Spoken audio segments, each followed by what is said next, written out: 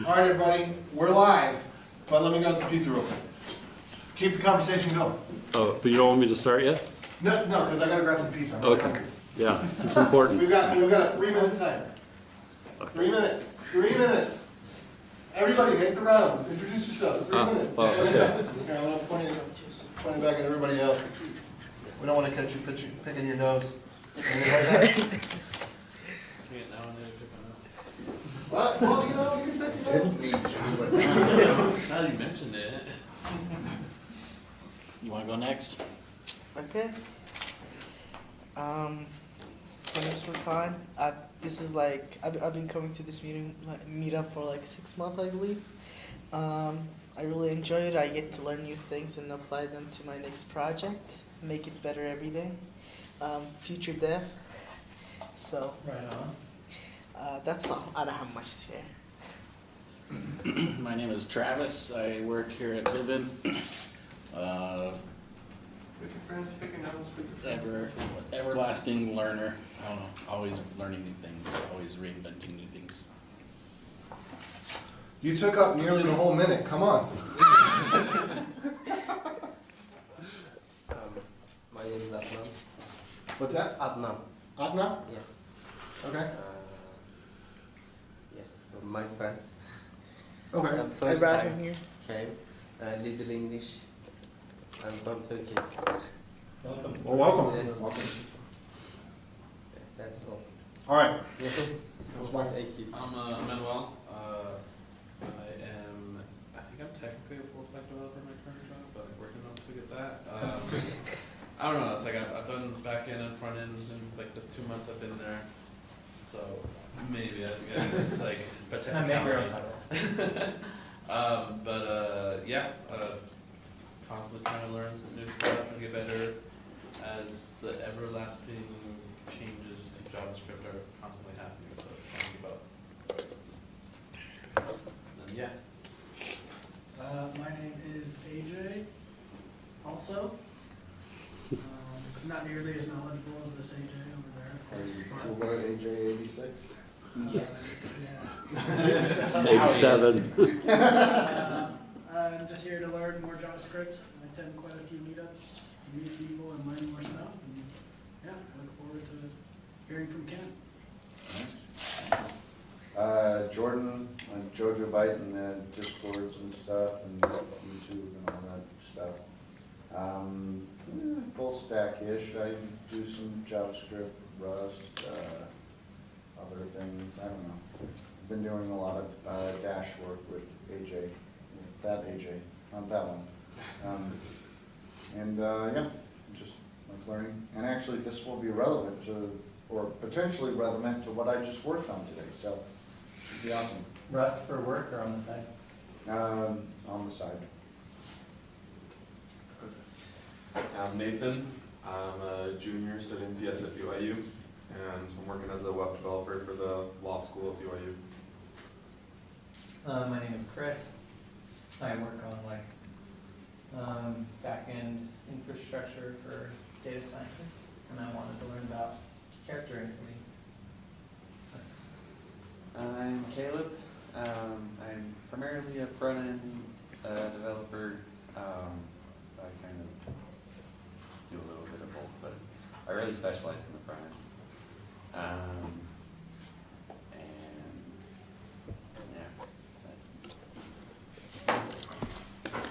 And then I'm AJ, the Chief Offending Officer, and I try to make this place happening and fun and a good place to be. That's my hope. So with that all out of the way, a couple things before we get started. First of all, a big thank you to Travis for hosting us tonight, making sure that we have pizza, Vivint for providing us the room. And we will go ahead and dig right into the presentation with Ken. Great. Well, for the audience at home, my name is Ken Snyder, and I am an engineer at Guideto. We make a knowledge management software, and so I'm going to tell you a little bit about UTF-8. I got excited and interested in it after this video. It's like 8 years old. Has anybody seen this one? He's a really funny guy, and he talks about it as a miracle, as the most beautiful hack that everyone uses every day and doesn't even realize. So we'll talk about what the difference is between Unicode and UTF-8, how they're related. Some of the interesting history stuff that's not real practical. We'll talk about the design, like how it was created. Some of the landmines that you'll run into practically as you make web applications. And then talk about, how do you overcome those, and a little bit at the end about emoji. Any questions before we get started? Things that you not clear yet? Okay. Cool. So, oh yeah, I'm getting these back. There we go. Okay, so that's what I just did. So how many of you guys have ever used this table to look up something? Yeah. So you can imagine the year early 1980s, where you've got, okay, we want to have all of these characters, and we've got 8 bits in which to store a character. So, here's the obvious one, is that we make the first 128, we populate them, and, we basically have room for the letters and numbers and symbols, right? The first 2 rows up there, as you can see, are special characters like a null byte and line feeds and carriage return and stuff like that. So that's all well and good. You can do that with 7 bits. And once you get into that, once you get above that, you get a little bit in trouble. And what I mean by that is, if you look at this list here, you've got like some diacritical marks and characters from other countries. What does that even mean? It's like an N with a tilde on it, the Enya, right? That's a diacritical mark. So anyway, basically, you've got these different languages, and they're like, okay, we want to encode our characters in them, so we're going to redefine what these are. Like this particular one over here is just, it's not even a standard. This is just like one particular computer decided that that's what their IBM or whatever is going to choose this particular group. And so everybody agreed on the first 7 bits, the top part, the low ASCII. But the high ASCII, that's where people started to get in big trouble. As you can imagine, there's not really any operability between all the different ones. Here's just a tiny snippet from Wikipedia of all the different character encodings schemes that you can have, and it's mind-boggling. So you can imagine going to different websites where it could be problematic, right? As we get into the web, this becomes a much bigger problem than when you're using computers and passing things around on disks. So first of all, does it need to be uppercase, and does it need to have the dash? And the answer is that the uppercase with the dash is the correct one, the one that's in spec. Most of the time you'll see the UTF-8 with lowercase. That works most places as well, especially if it's case insensitive like HTTP headers. And really in a lot of places that we run into, UTF-8 without the dash has the same meaning. So you'll see that in Node and things like that, where if you want to specify what character encoding to read the file with, you can do a dash or no dash, and Node doesn't care. So want to come back to, we've got this problem, and we want to know what's the best way to solve this problem of everybody having different character sets. So not only do you have the 256, but now you live in a world where there is Japanese, where obviously from the start they're like, we can't fit in 256, right? So they created their own scheme, and it was basically 2 bytes per character, and that gave them a big enough space that they could put all of their characters, whether they be, they have 2 alphabets, and they have the glyphs, the Chinese type glyphs.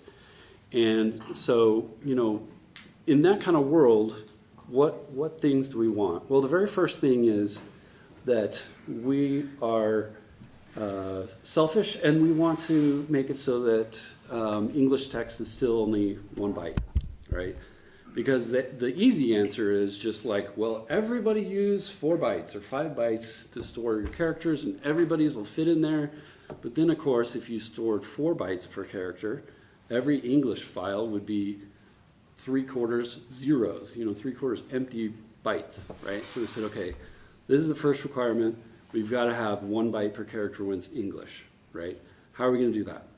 So second rule is you can't have 8 zeros in a row ever. Not just 8 zeros in a row in terms of a single byte, but ever, right? Because a lot of systems, as they're parsing strings or ingesting data, they see 8 in a row, they think null byte, good, we're done, they stop listening, right? So no 8 zeros in a row. Also, kind of like the first one, we want it to be backwards compatible with ASCII, at least the first half, right? So we want that to be able to work just fine, so that things that are old encoded in ASCII or whatever still work and can be read. And then the last one, which is actually pretty hard, is imagine that you're a program and you're looking in the middle of a file. How can you traverse in the file to find the characters that are the ones you care about, right? Because some of them are going to be 1 byte, some of them are going to be 2 bytes, right? We want to have like this variable system, so how do we navigate that? So they came up with something that was pretty clever. Basically what you can see is the first byte. If something is 1 byte, like the English ASCII, then it starts with a 0, right? That's 7 bits are usable in there, that's what the X's represent. And so you can have a maximum of 128 characters that fit there. So then they said, okay, so anytime there's a 0, we know that is a character on its own. And then anything that has 2 1s at the beginning, that's 2 bytes. So 2 1s, 2 bytes, then 3 1s, 3 bytes, and so on. So what you get here is the ability to all of a sudden store a ton of characters, right? You're getting into the millions of characters already. And as you can see, so if you look at the first 2 bytes, 0 anything is 1 character, 1 1 anything tells you how far to go, or how many bytes the character will be. And then anything that starts with 1 0, that's like in the middle of a character, right? So you need to seek forward or backward to get to the next character in here. And this system theoretically works to 6 bytes, right? At 6 bytes, you kind of run out of space, but I mean, you can have how many billion, or 2 billion there. So, Why do you run out of space? because if you put a 7 byte there, then you wouldn't be able to have 7. Well, maybe you could do 7. I don't know. But yeah, that's kind of the limit. But really, we're kind of at the limit right now, and we'll talk more about this, but we really only need 4 right now, so 4 is good. So let's look at what it looks like to navigate in a string. So let's take this, there are some bits in a file, and we're going through it, and what do we see? Well, the first character, it starts with a 0, so we know that it's a 1 byte ASCII character. In this case, it's the 61 in hex, or 97, and that is a capital A, lowercase a, excuse me. And so next character you see, it's got 3 1s to start off, so you know that it has to be 3 bytes long, and this one tells you that it is in hex 2708, or 14 million, and it is a plane emoji. And then you can see another example of something that's 4 bytes, and in here this is 4 1s at the beginning, and you get all the way up to here with something that's in the 4 billions. And so basically, you've got all of this really easy to handle navigation in the string and figure out where to encode it. You could start at any bit or any byte in here and figure out the whole string by going forward and backwards. So over time, the Unicode standard has grown. So there's a Unicode consortium, and they have kind of defined what all of the characters are. So what they do is they say, okay, we're going to tell you what number everything is, right? From 1 to whatever, and it's usually represented in hex notation, and we are going to make this a standard that everybody can look at and implement. Great. What it doesn't tell you is what kind of encoding, right? Because you have probably heard UTF-8, UTF-16, UTF-32, right?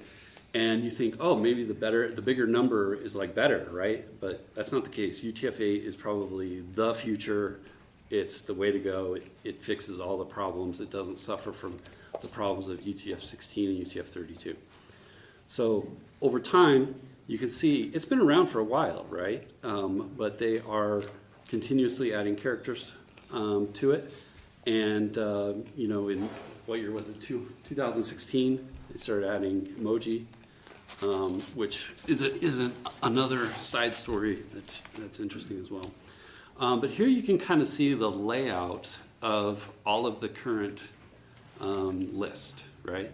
So you might notice that a lot of them are the pink and red, and that is East Asian and Middle Eastern scripts. So you can imagine there's a lot of stuff in there. I mean, I think just the conversational number that you're supposed to graduate from high school with in Chinese is something like 50,000 characters or something like that. So you can imagine it gets takes up a lot of space. And then you'll also notice that there's some private use. They've just kind of blocked off and said, you could use this for some private thing that it's only meaningful to you on your system. And then you'll also notice that the last one is this UTF-16 surrogates. And it's interesting, they blocked off a small section that if you don't have characters in that range, you can't be accidentally mixed up with UTF-16. So it's kind of an interesting little idea that makes so that UTF-16 and UTF-8 are unambiguously different. And then there's this concept called mojibaki, and you can imagine taking these different character encodings and using the wrong one, right? So this, for example, is some certain characters, and you might notice that it looks different in each case because there's different standards, right? UTF-8 is the newest. And this goes along with why I'm qualified to actually give this presentation is because I own this shirt here.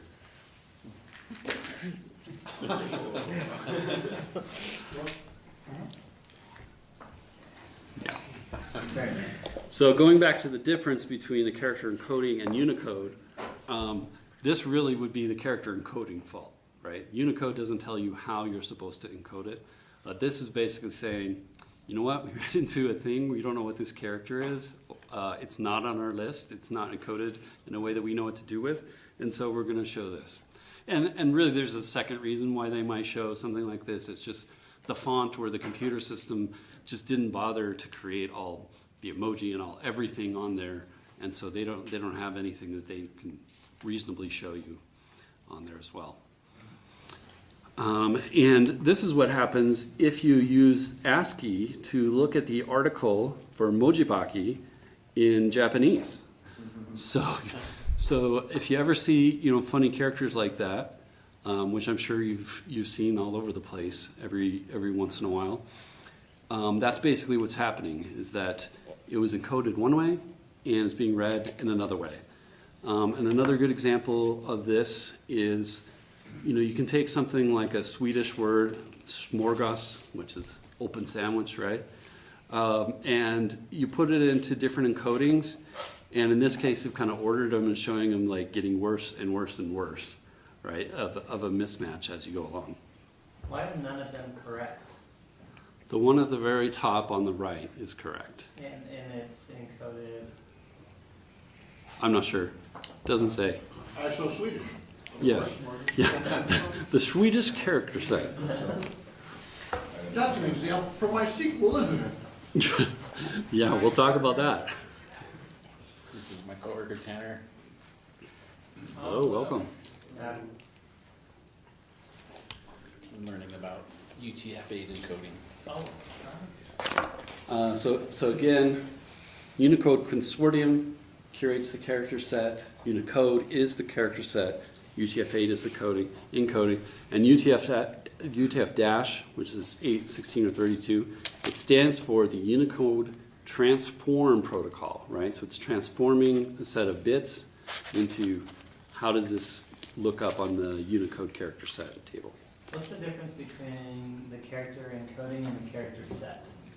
Yeah, so Oh, wow. Go back real quick. Incredible. You've UTF been ahead of this. F, with an F. Presentation Yeah. this entire. stands for protocol. F for protocol. maybe I got that wrong. We should look that up. And maybe they just took transform TF. Maybe it's an inside Oh, joke. TF. Yeah, that's probably it. Yeah, that's a good point. Okay, so this is an excellent question. This slide actually sort of answers this question. So here's an example of UTF-8, 16, and 32 next to each other. So the first part, the first half is the letter A, capital letter A. And you can see, and this actually goes back to the people who created ASCII. I don't know whether it was a shortcut or an interesting thing or an Easter egg, but they started the capital letter A at 1 and then 5 zeros and then another 1. And then lowercase a was 0, 1, 0, or 0, 1, 1, 4 zeros and a 1. So they're 32 characters away, and it's kind of neat to look at the bits that way. Anyway, so ASCII, that's what you get with Unicode. Like we said, if it starts with the 0, it's the 1 character. You can see with the Unicode 16, when we're encoding a capital A, we just end up with a lot of extra zeros. And with 32, we end up with a lot of extra zeros, 12, or 3 times 8, 24. And so This is a JavaScript meetup. Where's UCS2? it's not in here.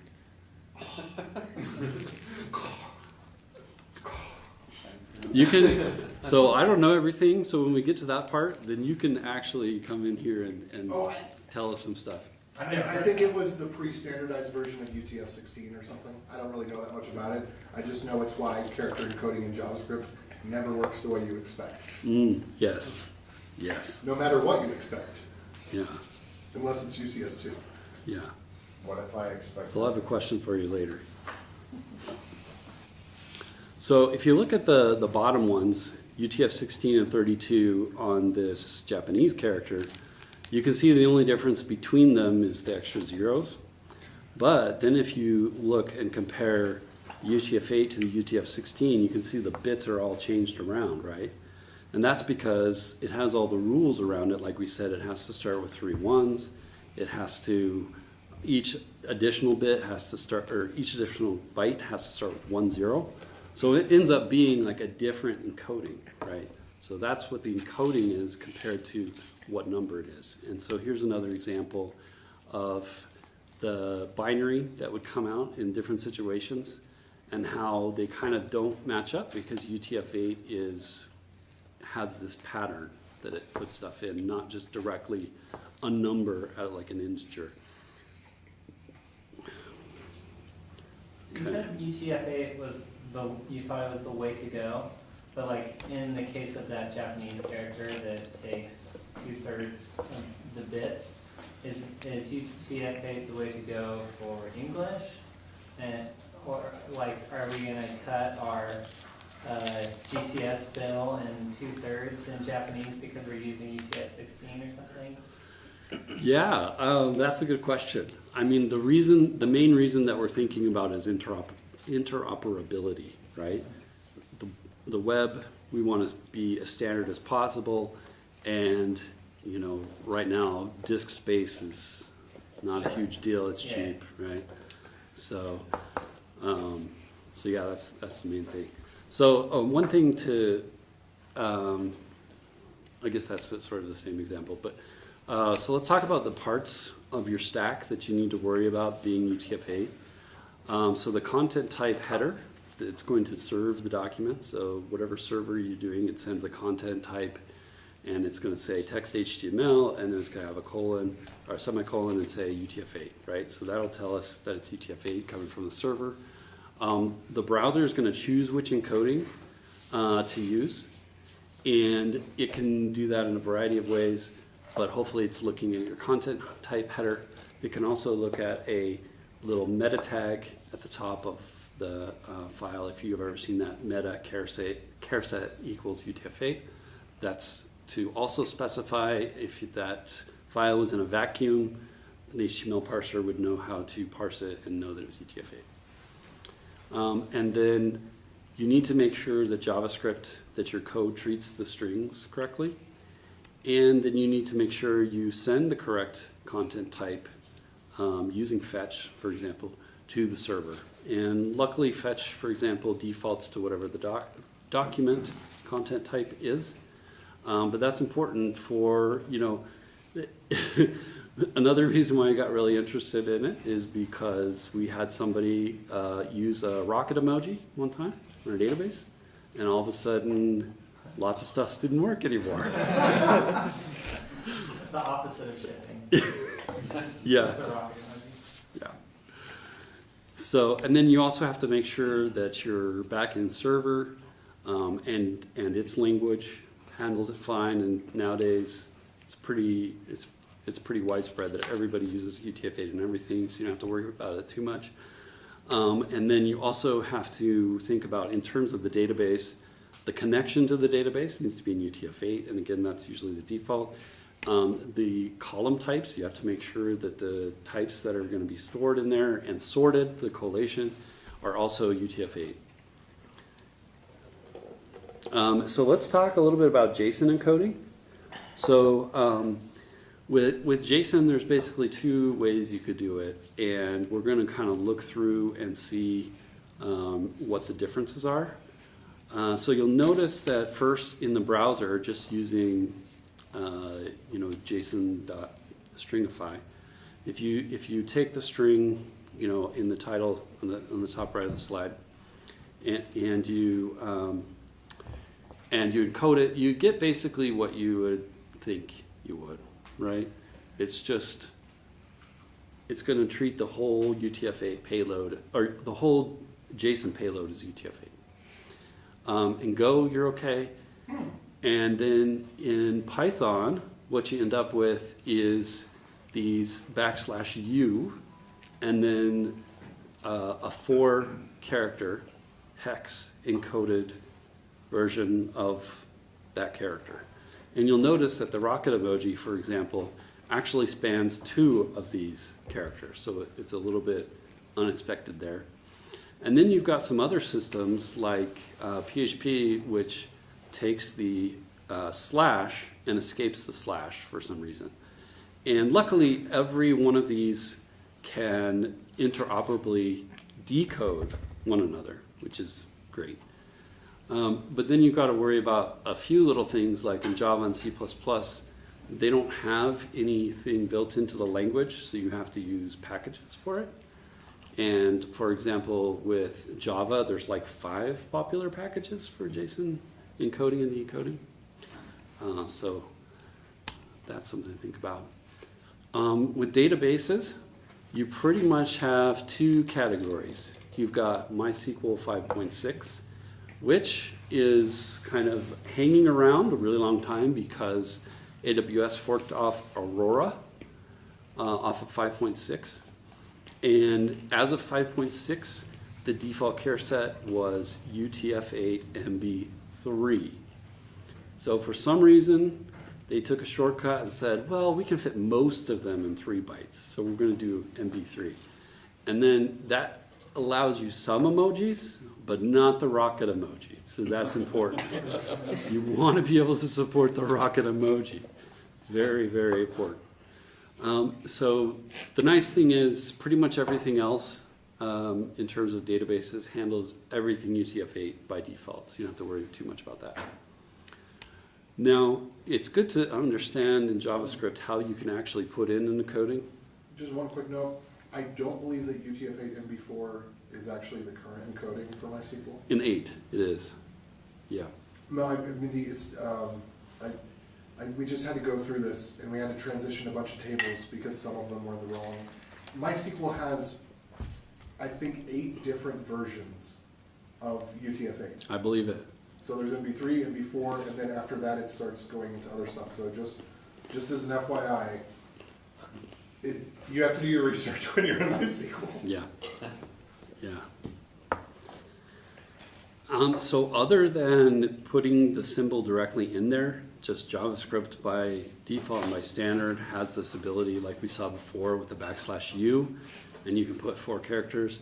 You can also put them in braces, and it ignores the braces. You can put in, just the string, as long as your JavaScript source file is UTF-8. You can put in an airplane string, for example. And then with something when you get bigger that doesn't fit into 4 hex bytes is that right? Yeah, the rocket. So with a rocket, you've got 5 hex digits.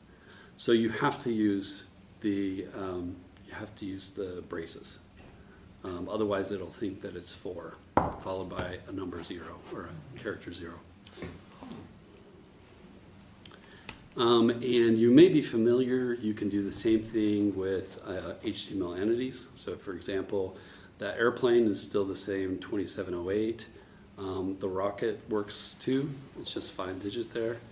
And you can also, in JavaScript, parse an int into 16, or parse from 16, base 16. So if you take that hex code, the 5-digit for the rocket, then you get that number 128,640. And also in HTML, you can always do the full number, not the hex version. You see the hex version just has an X after the hash sign. If you leave that out, then it's going to think it's just a regular base 10 number. So the first practical thing that you will run into is string methods have some problems. So the rocket, as we mentioned, spans over 2 sets of 16. It spans more than a normal character in JavaScript. And this is maybe goes back to, I was thinking of it as JavaScript uses UTF-16, but maybe you're saying it's UCS2? Yeah, it's UCS2, which is different enough to cause subtle bugs. Yeah. So the problem you're going to get here, and you can see up here, is that you're going to get the wrong character code. That's not the rocket emoji one. We just saw the rocket is 128,640. So you're not going to get the right one. You're not going to get the right code point. And if you slice the string in the middle of the rocket, then you get this other thing, which is half a rocket. And then, of course, it doesn't display half a rocket. It probably displays a square with a question mark in it. And so this can be problematic, especially if you can imagine you are truncating some string to keep it so it's not super long, and you don't want to cut it right in the middle of an emoji, right? We actually had sorry, just put in. So I work at a translation company, and we have a workbench that linguists can go into. And the way it used to work is that it rendered a canvas, and we had code like put in to navigate in between all the different character sets. And I remember the guy who made it left a little bit ago, but I remember he was telling me about something weird he had to deal with. That was with that. And it's I believe it. Yeah. interesting. And now I'm like, oh crap, now I have to learn how that works. Yeah. So you can imagine, as we saw before, slicing something, you might have a problem, right? You're going to get half the rocket again. But there's an interesting thing. Since JavaScript got and adopted the spreading, they basically implemented this idea of symbol.iterator with a whole bunch of things. And with strings, with symbol.iterator, they decided that it would slice on actual characters, at least the way we think of those characters. So if you split into a string, or split into an array, it's going to keep the rocket in its one own thing here. And so then when you slice the array off, you're going to discard the rocket. And then when you join it back, then you're going to get a string again. So that's one way to slice it, is this little pattern here. And if you ever use array from, that's the exact same thing as doing the spread. Now any questions? That's nice. Yeah, that's nice, but also, so then the other, wild card in here is called a byte order mark. So some systems like to give you a byte order mark in the text. With UTF-8, there's no need to have some sort of order. In UTF, I guess in other systems, it's whether the bytes read from left to right or right to left, at least the way we think about it. But so those files, what they do is they put this Unicode character FEFF at the beginning, at the very beginning, and that indicates that it has a certain byte order or endianness. And UTF-8 doesn't have that concept. So if you are reading files or something from another system that might have a byte order mark, you might want to take that off. And if you look on NPM, there is a package that's very small that does just that, and it's dependent on by like 1.5 million packages, right? And so you're like, yeah, it's a problem. Oh, I didn't need it. Okay. Yeah, so it has no meaning, and you can ignore it, and you want to strip it.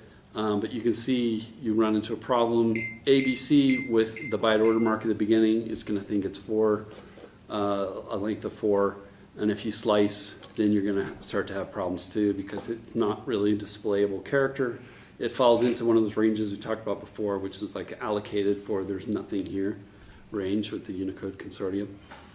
So yeah, the problem is, I made a big risk here thinking that I would be able to find or not find it, but NPM failed me. I could not find anything here. There was one particular thing on the left, you can see, that it's just a thing that gives you the character at a position, and you can see how long it is. And part of that is because the library was written 7 years ago when there was no simple iterator for strings. So the method that I showed earlier, here's some string functions, really kind of simple implementation to use the spread operator and take advantage of how it works and to give you some reasonable values. And I took the risk there might be something out there that I couldn't actually find, but I couldn't resist the temptation to create an NPM library. So there's now one out there called Multibyte. It has those kinds of things in it to deal with truncating strings and finding how wide the string is. And there's another package by Sindre Soros. He's created a bunch of command line utilities. And one problem with the command line utilities is you a lot of times try to line things up in columns or whatever as you display them. So he has a library that says, what is the apparent visible width of this string? Which is a much harder task because not only do you have to know how big emojis are, you have to know that some Chinese characters are actually double wide, and then you have to know that, and I'll show this at the end, you can actually have 2 emojis joined by a thing called a zero width joiner, and it combines the emojis, and so it only takes 1 position. Like female teacher versus male teacher. Yeah, so we'll go over that. It's kind of fun. Like combining diacritics and stuff, right? Because you can have Yes. a million. Yes, that's So another it thing. becomes. I got a slide for that. I had to add a slide for that. So there are a couple of cool things that have been added to JavaScript recently. One of them is the encodator. Now this can do your sorting, and instead of relying on Unicode byte or the number associated with a particular character to do the sorting, it can actually collate based on some locale, right? So you can see a couple of locale examples it has up here, DE, which is German, and it may sort things a little bit differently based on what the language is.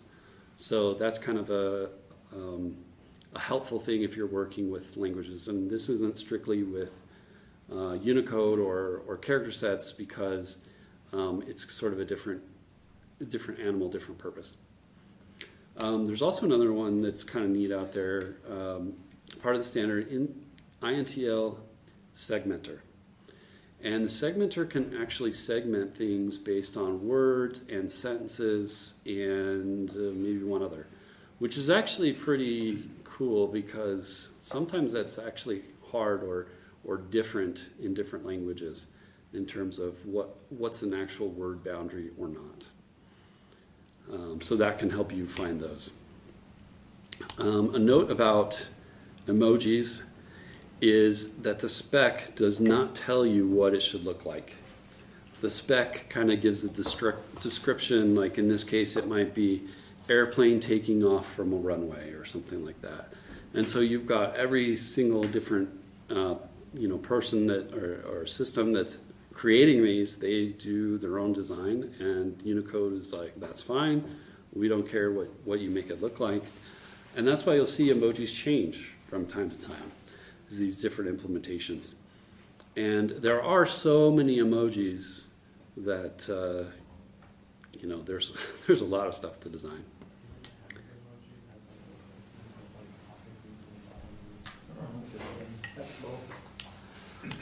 So here's the thing we were talking about before, combinations. So they said, instead of us making 10 billion emoji with every combination of everything, we're going to use this thing called a zero width joiner. It's actually been around for a long time. And it's mostly makes a lot of sense, right? A flag with a rainbow makes a rainbow flag. Like, that makes sense. You get some weird ones like an eye with a speech bubble. You get a speech bubble in the eye. You can do, the fourth one down is a skin tone. So you can add skin tones and say, skin tone plus this person is this person with skin tone. You can get combinations of people, like they have like a man, and a girl. All of a sudden then you get a man, and a girl all together. And then you get even like weirder, crazier ones like people at different professions. So like a man plus an airplane emoji equals a pilot, right? Are any of these combiners in the spec, or is this all just dependent on the implementation? It's not in Unicode, so I'm not sure if there's a spec out there, as if you're a phone manufacturer or hardware manufacturer that says you need to do this. I'm curious how under the cover if this is similar to how ligatures work too, because like triple equals get merged into a nice little triple equal. Oh, that's that. Yeah, that's true. So it depends on the font whether it has ligatures or not. Yeah. Are ligatures like, I think I have it in my ID where better triple equals and it's just 3 stacked on top of each other. Yeah, it's this joint. Or like the arrow function just makes Or an F and an I, where it puts the bar of the F over to where the dot of the I is. That's a weird. It's like a weird little F thing. Right. I think actually CSS. So last slide here, we will talk about Zalgotex. So it's sort of a different thing. It's not a zero width joiner kind of situation. There are a long series of diacritical marks that you can just add. So they're by themselves in the Unicode spec. And the Unicode spec says, hey, if you have these, combine it with the previous letter, right, in the alphabet that came up. So what you can do, and you can see, like if you go to a Zalgo generator website, it'll give you a string. And like you can select this string and it's like, Zalgo, he comes, it's like that many characters wide and you can just paste it anywhere. Well, what happens under the covers, and you can see if you spread it, is actually there's a Z and then there's one diacritical mark, and that goes above or below depending on how that mark is spec'd. And then you can just put another one, and that other one goes up or down. And so you end up with, you can put 25 up and down to make it really tall or whatever. But when you split it, you're getting these characters. So, this thing, for example, is like almost 300 length, 300 characters in length. And that's just because these diacritical marks, they are their own character. It's just when it comes for display purposes, you want them to kind of stack on the previous letter. Question. Yeah. did this originate in the Stack Overflow? That was my comment, question too. Or did it exist before and someone used it in the Stack Overflow reply to, what was it, parsing HTML? Yeah, With with regular with expressions. regex, yep. Which part in particular, the The word? Zalgo becomes, it's at Yeah. the bottom of this post where someone's trying to parse HTML with regular expressions. And this guy's like, absolutely no. Like, the hounds of hell will rise up, and, you know, and then at the end it says Zalgo becomes. So now I'm curious too. We need some like internet history and stuff. So, did you know that? Who came up with that?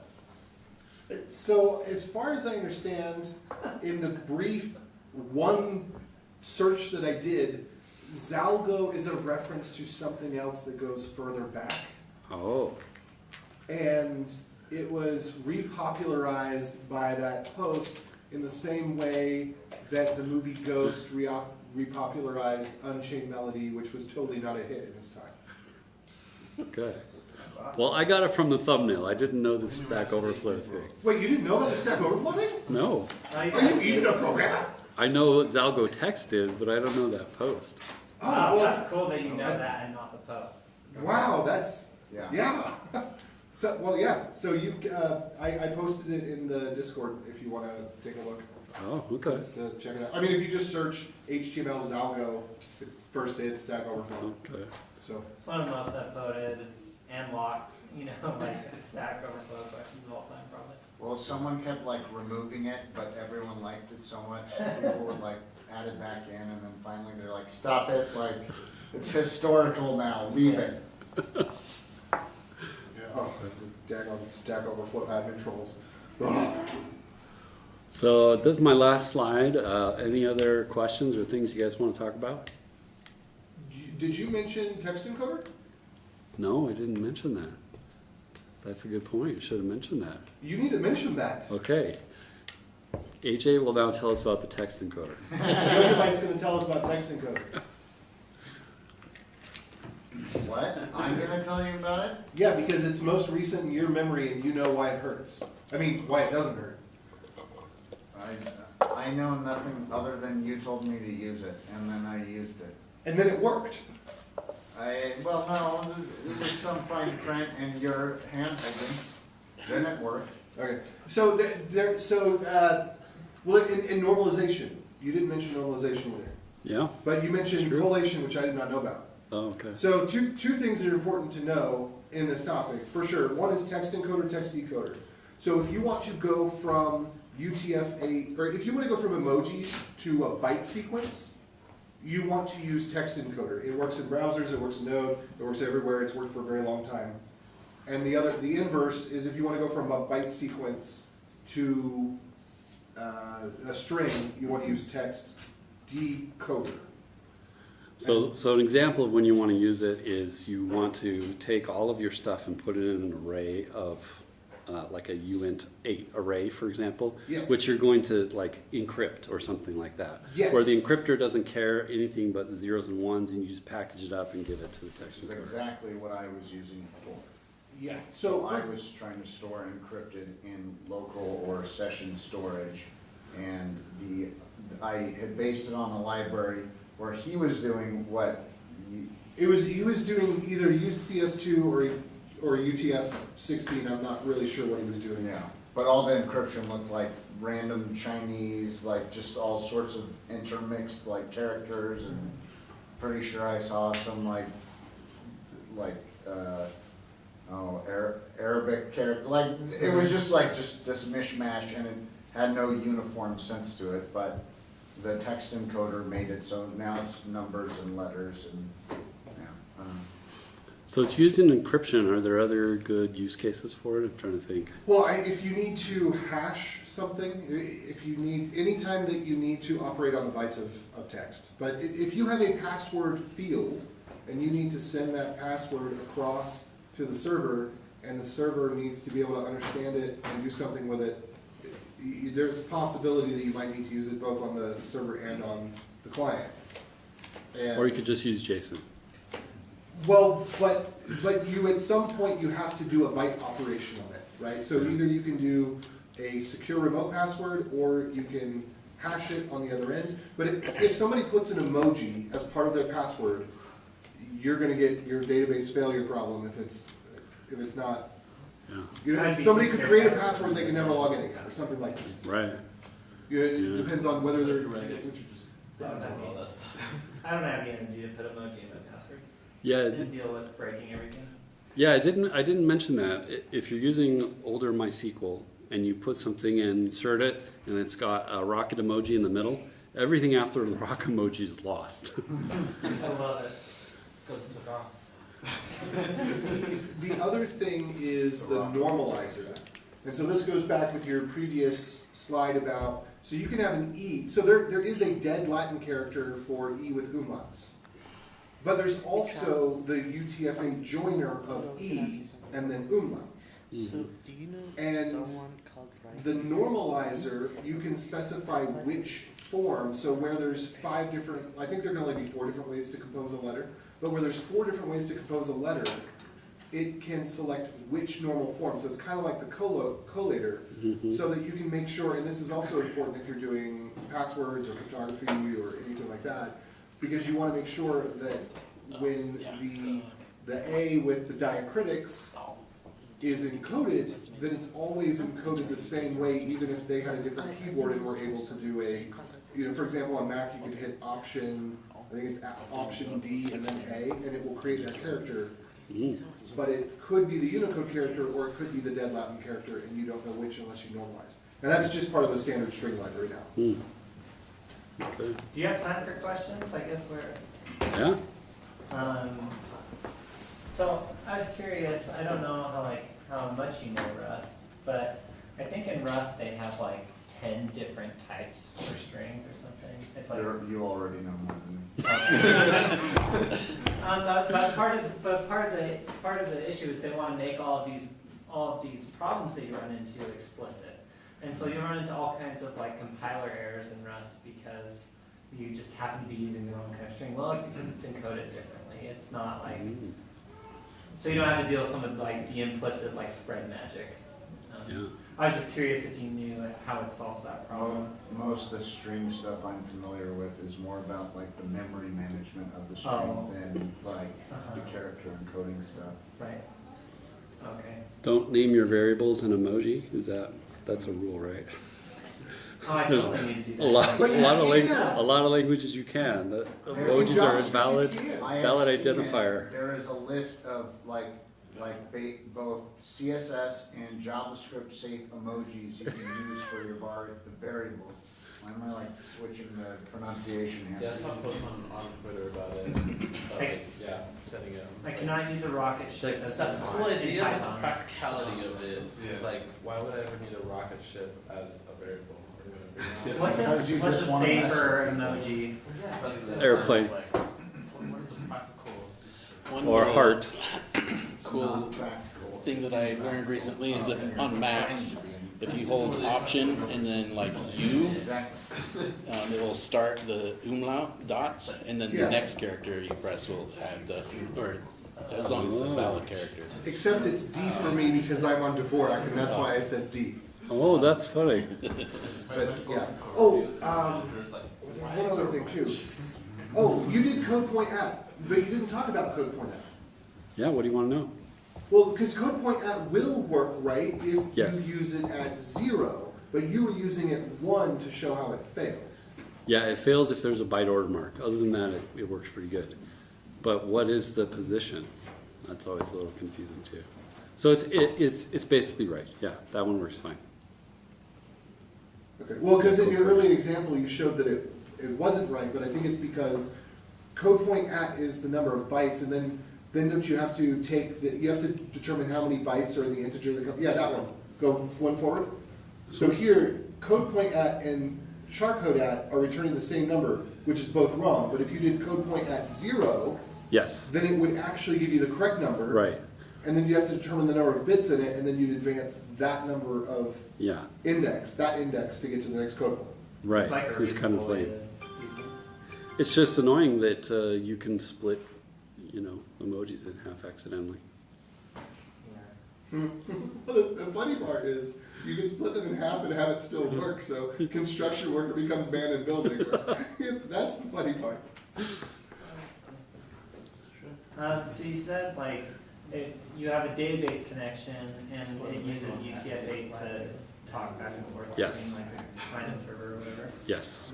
Do you know if this is kind of out there? I just wonder if like big databases have their own like non-UTF-8 protocols to optimize things, or is it No. not worth it to mess around? No, UTF-8 is really fast now.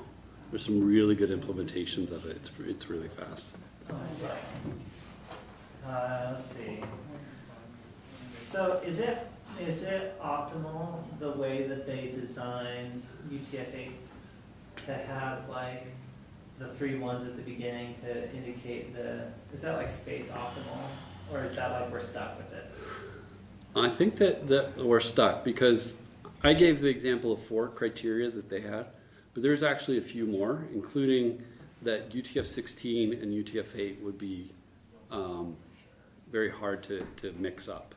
So, like, I think we looked on there and there'd be like 2 million combinations, but because of the space of it, there's only 1.4 million or something because they exclude all of these different combinations that are possible. Oh, right, okay. Even though kind of the consensus is we don't care about UTF-16. Yeah.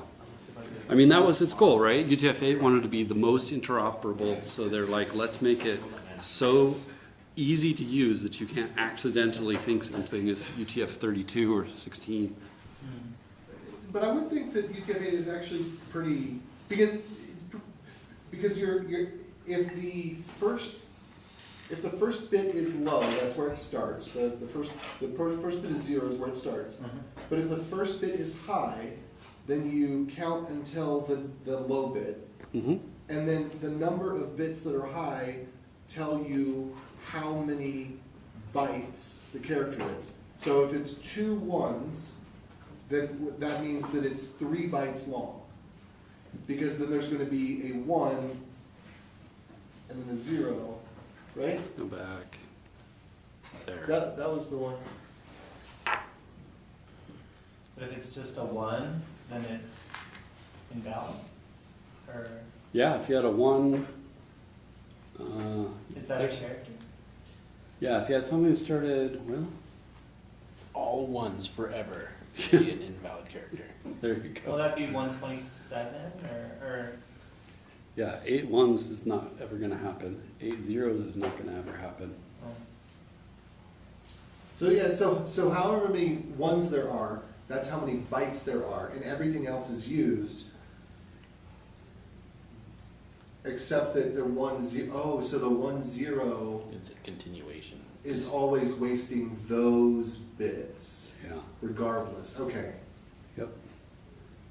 So you're losing two bits per byte. But it's a good checksum. Yeah, couldn't you have used 3 bits to say how many bytes this particular character was? So if the first 3 bits is maybe it has to be 4. Yeah, I think the problem is that you have to have a flag, so it has to fit inside of ASCII, and then there has to be a recognizable flag that you can encounter that's going to tell you how many bits there are. And so if you tried to do what you're saying, then You conflict with ASCII. well, you wouldn't necessarily conflict with ASCII because only the first byte would need to have the You would marker. be 0, 1, 1 or something, and that's. But you'd always have to start with 1, no matter what. Unless you're dealing with the low ASCII character. Right, so only an ASCII character would start with 0, but any other character would have to start with 1, but then you'd have to reserve some bits to encode how many bytes it is. So maybe if you reserve the first 3 every time, which is kind of what seems to happen here, maybe that would have been more efficient. That Japanese character that you had earlier, I think that's an A sound. Oh, is it really? My Duolingo.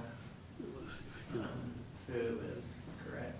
Which I thought was interesting, because it's actually almost encoded the same as an English A. I think it's like an aw sound. Yeah. Oh, that's funny. Kind of cool. With weird Unicode characters, so there's one called a zero width space that you can just, so you could use it for like wrapping if you wanted to, if you had text with dashes in it or underscores or something and you wanted the text to wrap on the, like on the right side of the dash, you could put a zero width space there and it would wrap kind of automatically. Or if your favorite username is taken on a website, you can just put a zero width space somewhere in there, and sometimes they'll just like let you have Chris. I don't want to type that in every time though. And a lot of times they'll say, "Oh, sorry, you can only use these characters." But I've had it work before where Chris was taken and I made it. It looks identical, but it's got like a zero width space in there. That's beautiful. It's pretty rad. Have you guys seen those domain hacks, like someone made apple.com and like, yeah, you can easily get like fish because it looks exactly right in the URL bar? Interesting. Yeah, and as far as characters, I mean, they have runic characters. They even have a character of something that was found on an ancient clay tablet that they don't know what it means yet. That's in Unicode too. So you've got pretty much everything, and the space that they have reserved is only half full. So we're pretty good, you know. I don't think we're going to run out. That, but 100 years from now, It's true. when we're only talking in emojis, Idiocracy. There's a movie. Pictures worth 1,000 words. And we're going to be like compressing everything into these little emojis, and we're going to run out of space. It's got electrolytes. It does. I haven't seen it. Maybe I should. And you probably shouldn't because it's incredibly crude and crass, but what we should do is check out the clips on YouTube. I haven't seen the movie, I've just seen the meme clips, and they are so incredibly Scary. spot on. Yeah, so scary. It's more of a documentary now. They didn't Kind of like Black actually. Mirror as a documentary. Well, did anybody see The Singles Ward, that movie? Okay, that's that. If you are familiar with the Church of Jesus Christ culture, that movie was an unintentional documentary. It ended up, it was supposed to be comedy, but it was too close to home. And Idiocracy is kind of like that for RJ, but way more crass. Yeah. It's worth a watch. At least once. I thought it was funny, Yeah. but I can be crass, so. I love dumb humor, so. Yeah. That was awesome. What a great explanation. Thanks. All right. Are these slides anywhere we could find them? We're right up there. Oh, Oh yeah, give me the link. I'll post it in the Discord. all right. Maybe I should just You- paste it into the You can Discord. text it to me. You can put it in the YouTube chat. You can put it on Your TikTok. yeah. Where any place where it works for you. Just I'm totally gonna use the rocket emoji. paste it somewhere. I'll find Oh it. yeah. Okay, There's gonna be emoji I know you're on on Slack. Yeah, I got a PR going on. And I'm Not on for Slack. long. You're gonna get off, huh? Screw with my man. Just go to Discord only. They're I don't know if gonna I'm boot me. going to let me put emoji in. He's too careful. Usually I just stick with like dumb jokes and quotes and stuff for like test strings and things, but I'm emojis. really curious if the emoji shows up as the Unicode or the emoji on GitHub. When you do like the pull request review. What do you mean the Unicode? Not the Unicode, like the code, whatever. I just learned. I was like, I'm pretty sure that's not a thing. All right. Let's see I where. already forgot the terms Oh, that we learned today. It's not gonna work until I have Wi-Fi. Huh. Wait, you're not connected? No. It's Vivint Guest. There's a lot of networks around here. Vivint.guest is what it should be. And I don't think there's a password. I'm not sure I can. Second thought I tried emoji just barely. Okay, And the browser prompts you or something like that. But I've not been. There's only certain emojis that work in certain places. I don't recall if it's CSS has less Why are there options, so many- or if it's JavaScript, but like someone made a list at one point I saw and I tested it. Like, I'm gonna make, JavaScript's got all the, like, compile to JavaScript stuff. Yeah, do you not It's time for see me to guest make a new doc? I'm on it now, Python yeah. that allows you to Okay. have emoji There's just a generation. lot of networks. Take the Surprise. sounds of Python. I don't know It has why the I- whole plan. It's unsecured though. My company's gonna shut me down. Alright. Wait, don't. Still sending. now I See feel like that? there's a challenge. Oh, Can okay, so build you don't have PDF. library? Could you export it to PDF? Sure. where That'd be all great. your variables, Sure. any like methods, if you're like, adding sub things, like See. all of them are emojis, and you can communicate the actual meaning of the things with the emoji. Oh, like an automatic Yeah. translator to an Yeah. emoji. Like, So do we have any dot, other questions? I think I'm gonna probably just cut off the dot stream. sad face. Alright, I think I'm just gonna end this. So for those that are joining in online, which is very few because we just set up a new Twitch channel just specifically for Utah Stack.js.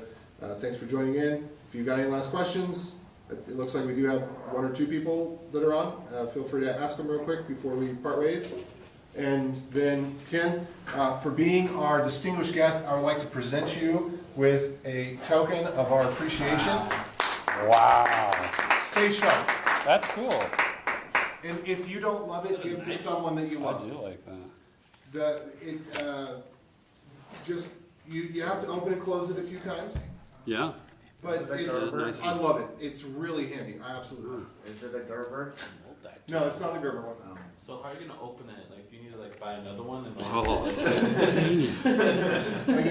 I can help you with that if you want me to. All right. Well, stop the stream in 5, 4,